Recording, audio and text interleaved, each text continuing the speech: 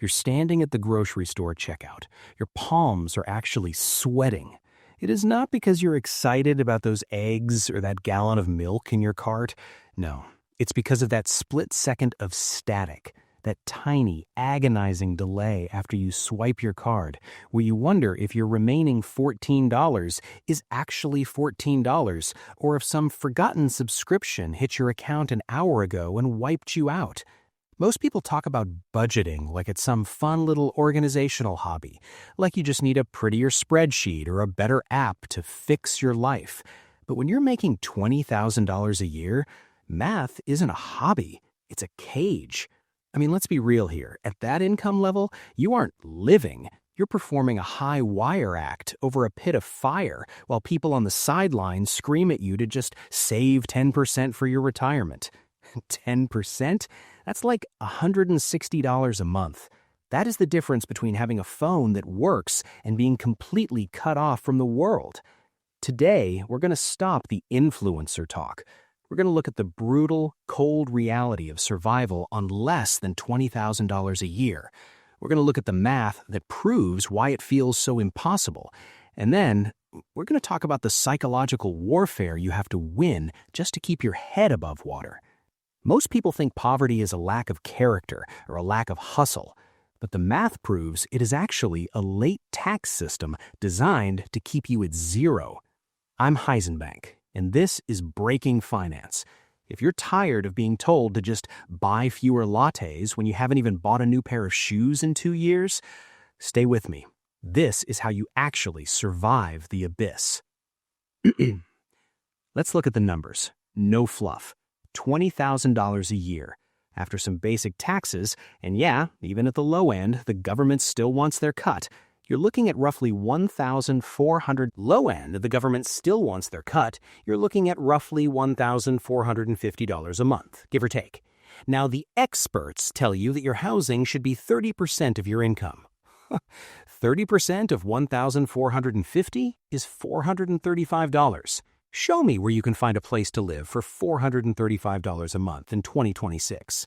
Unless you're living in a literal tent or sharing a one-bedroom apartment with 4 other people, that math is dead on arrival. It's a joke.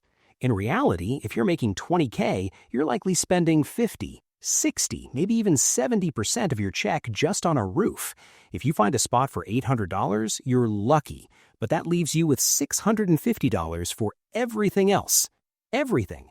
Electricity, water, your phone, which, let's face it, is a survival tool, not a luxury, transport, food. If you spend $300 on groceries, which is basically eating rice, beans, and the occasional discount chicken, you're down to $350.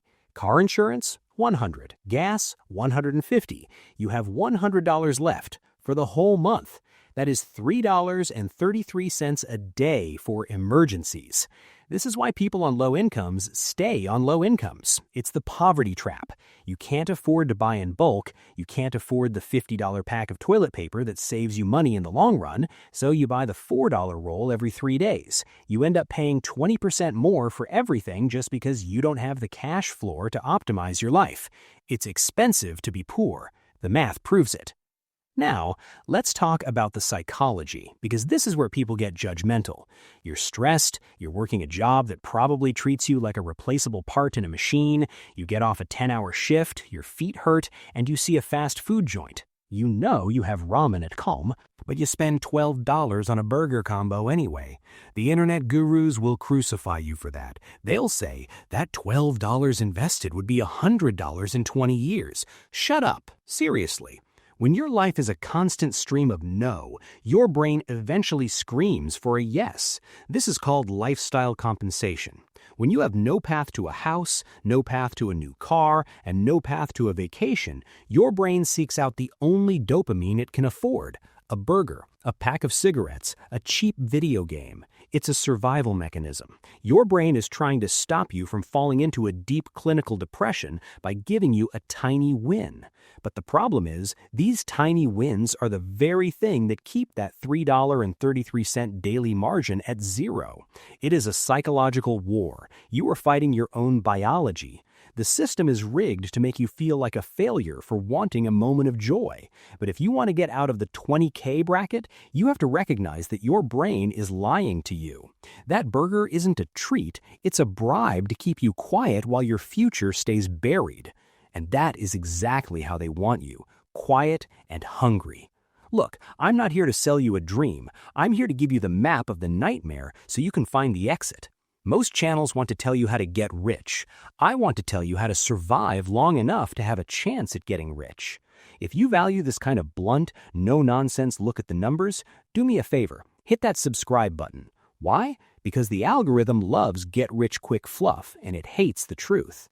By subscribing, you're telling the system that we need more math and reality and less Lambos and lies. It helps us keep the lights on so we can keep breaking down the systems that are designed to keep you broke. Join the Breaking Finance community. Let's get smarter together. If you want to live on $20,000 without ending up in debt, you have to murder your ego. The biggest wealth killer for the low-income earner is the car. I know, I need it for work.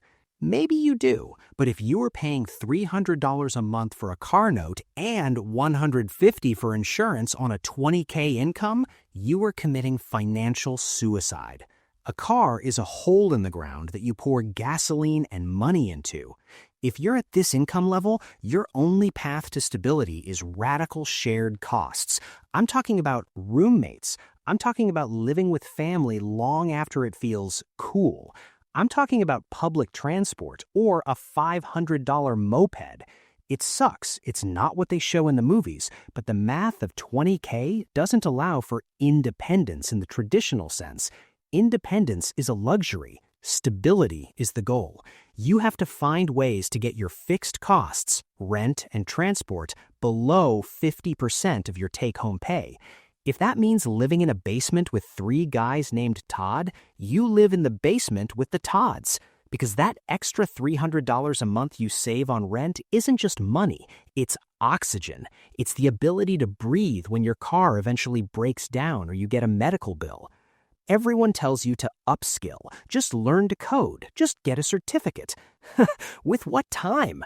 If you're making $20K, you're likely working 40 to 50 hours a week. When you get home, you're exhausted. Your cognitive load is full. You don't have the mental energy to learn Python or project management.